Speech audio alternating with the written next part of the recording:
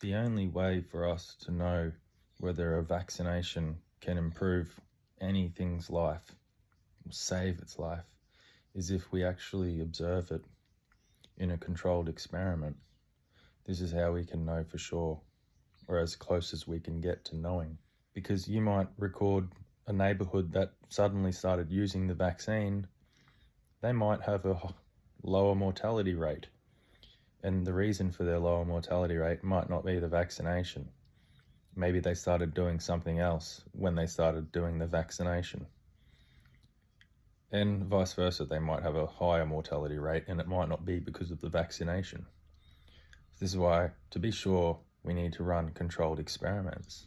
For the sake of a thinking exercise, for an example, just imagine that it is the fact that these germs, these viruses, bacteria, funguses, that these are disease-causing things.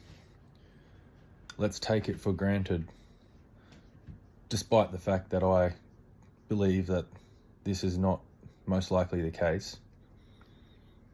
I just wanted to showcase my analysis.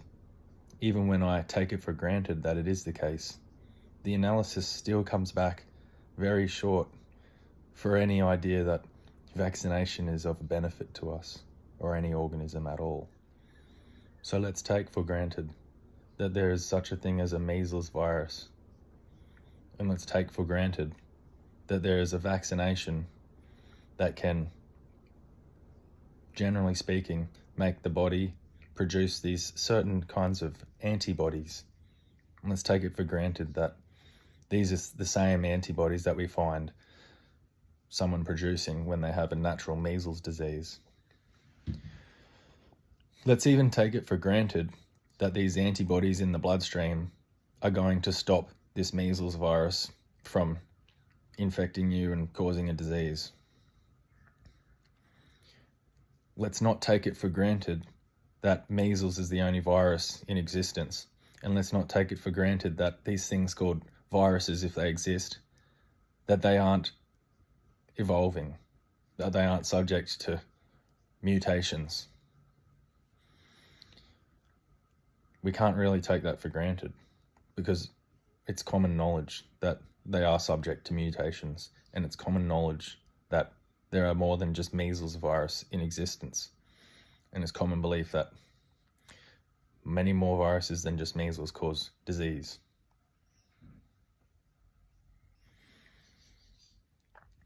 For us to believe that we have any proof that vaccination can save life, by proof I mean unassailable indications, robust indications. For anyone at this stage to be saying this, they have to first take it for granted that a vaccine didn't increase the chances of any other diagnosis occurring.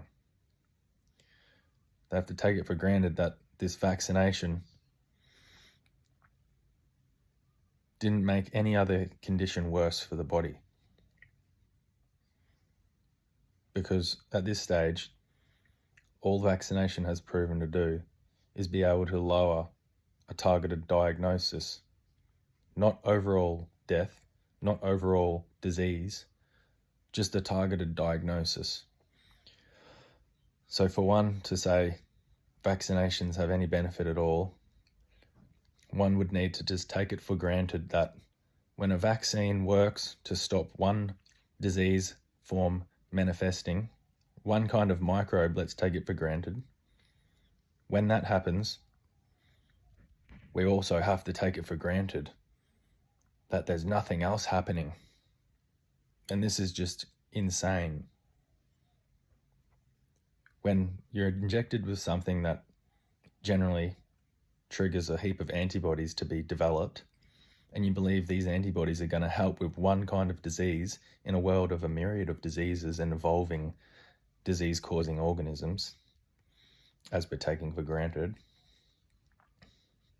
you would have to be insane to just think that there's no other way that these antibodies could do anything, could affect the body.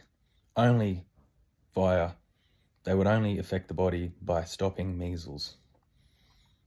You would have to be insane, especially to think that you can run an experiment to calculate all the disease symptoms and all the diagnoses possible and just say, look, these vaccinated people, they weren't more likely to have any other disease. They just only had less of the targeted diagnosis. You can do that. No one's done it yet. All we have is, look, this vaccine, the recipients, they had a lower chance of developing COVID-19 diagnosis with a PCR positive result as a criterion. You would have to be insane to think that's all that matters. And it seems that's what the majority of people are thinking or taking for granted. So regardless of all my talk about disease-causing organisms and germ theory and contagion, if we forget all that and just say, okay, let's just believe what the majority of people believe, we still don't have any reason, any sound reason, any solid reason to believe that any vaccination can help anyone at all. Because when we see the closest observations we have attempted to make, all they show is this focus on one diagnosis. We know that health is more complex than one diagnosis, and we know that organisms evolve.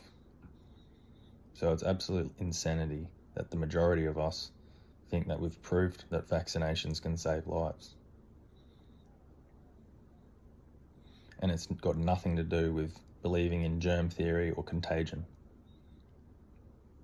It's just what we precisely have seen regarding vaccination, what we still are yet to see, and what is absolutely absurd that no one's really seen yet, or the people who did try to see, they didn't show anyone, they didn't tell anyone, they didn't replicate it, because it didn't quite add up to what they thought was going to happen. But the things that people have seen and are showing us, they come up very short in an analysis when you're weighing up whether this vaccination is of any benefit at all. No vice.